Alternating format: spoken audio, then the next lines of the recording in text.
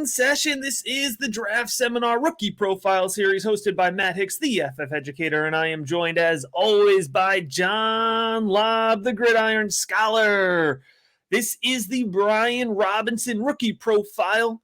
The entire Rookie Profile series is available on the Rookie Big Board YouTube channel, the Rookie Big Board podcast channel, and of course the NFL Draft Bible podcast network. You can check out more of John's work at footballdiehards.com, and you can check out all of my work, including the 2022 Rookie Big Board, at patreon.com/theFFeducator.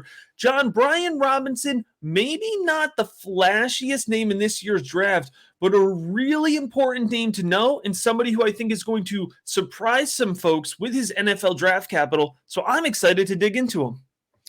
It appears that the Twitterverse and the fantasy community is almost silent on Brian Robinson. And I do feel like the NFL industrial draft complex likes him a lot more than the Twitterverse.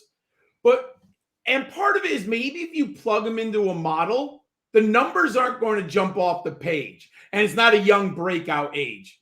But in order to analyze this bruising ball carrier, Matt, we have to put it in context. Look at the locker room in Tuscaloosa. Najee Harris, Damian Harris, and Josh Jacobs were all above him on the depth chart. And they're all impactful NFL players and fantasy players. So he obviously had a long road before he was going to get that opportunity. And Matt, he finally got it in 2021, and he made the most of his opportunity. He had over 1,200 yards rushing, and he scored 16 times. He was named first team All-SEC. So for all of that waiting, when he got an opportunity, he finally made the most of it. He led the team in attempts with 271, rushing yards with 1,343, and touchdowns rushing with 14. If you saw him against Cincinnati in the Cotton Bowl, he absolutely steamrolled them with 204 yards rushing on 26 carries, and he was named the Cotton Bowl MVP afterwards. He was named the Walter Camp Offensive Player of the Week after his performance against Mississippi. And his career at Alabama, Matt, I think it's better than people give it credit for. He finished 10th all-time in rushing touchdowns with 29 and 11th all-time in rushing yards.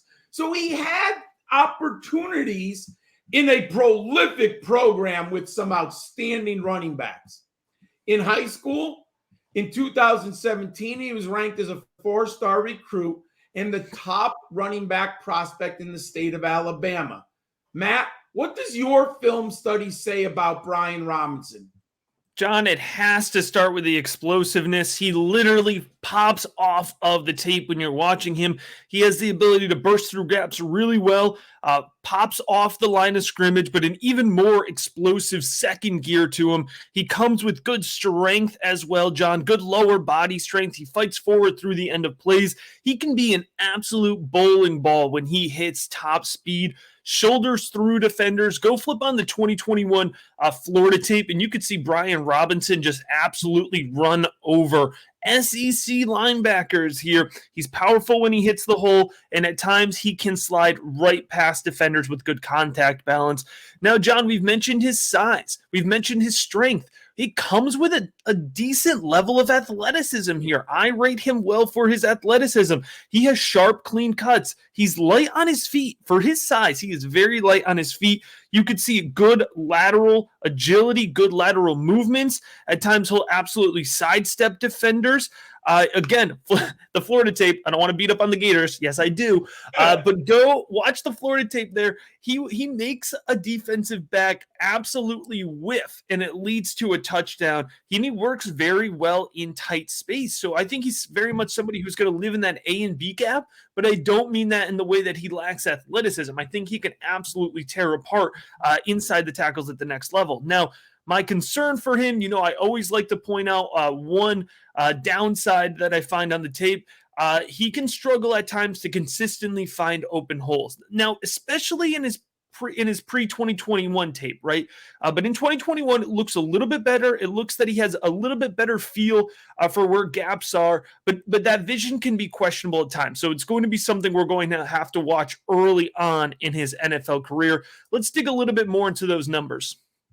Matt, first thing you notice when you watch him, he runs upright, but he's big and physical. He doesn't get low a lot. He's 6'1", 226 pounds.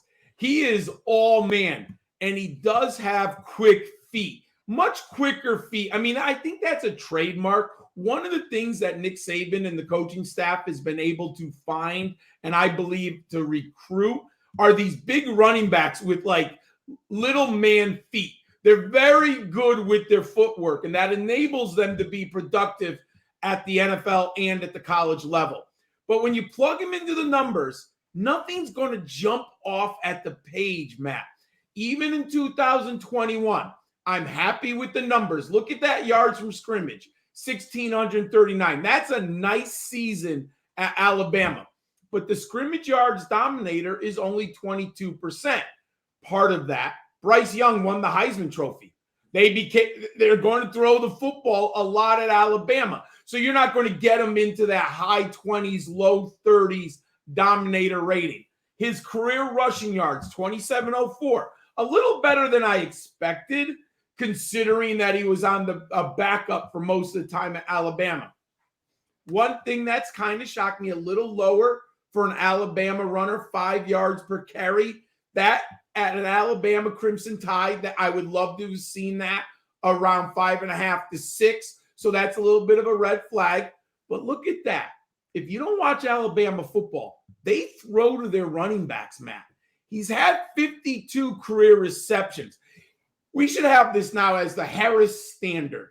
He's not Najee Harris good, but he's above average. He's proficient in the passing game and 31 career touchdowns. What I do like these backs with quick feet. I do find these players tend to be very good in the NFL. I agree with you on his vision. I don't think it's great. I wonder if that's with reps and lack of carries as opposed to other backs. Sometimes it's difficult to tell, but I like him because he goes between the tackles and he's big and physical. I think an NFL team's going to fall in love with him. I have a 3rd round grade. Matt, I would not be surprised if he goes off in the 2nd round if an NFL team really wants him as a dual kind of backfield chess piece for them to hammer. Matt, what should fantasy footballers know about Brian Robinson? Yeah, John, when you talk about his NFL draft projection, it's the same idea here. He's a lock day 2 selection. He's going to go day 2. There's not a chance he goes day 1.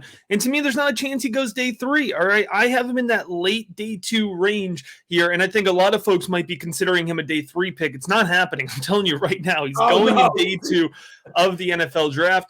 I have him in my flex filler rookie big board tier. Now, flex filler for fantasy football purposes, that puts him in that low-end running back to high-end running back 3 conversation, right? So running backs 28 to 38, so to say, just to kind of give you an idea of where you might fall in that range here.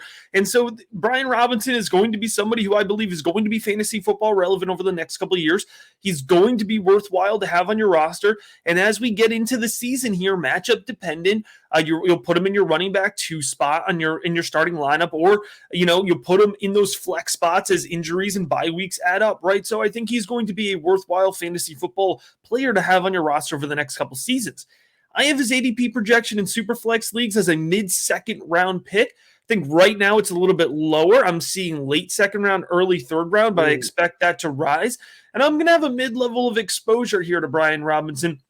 Somebody who I will take if the value comes to me, not somebody that I'm necessarily going to reach for. But John, I got to tell you, where you're going to find the most value is with the entire Rookie Big Board Profile series. You never have to reach for it. It comes to you every week here. You're going to want to make sure you're subscribed wherever you're watching or listening. And as always, we appreciate you checking out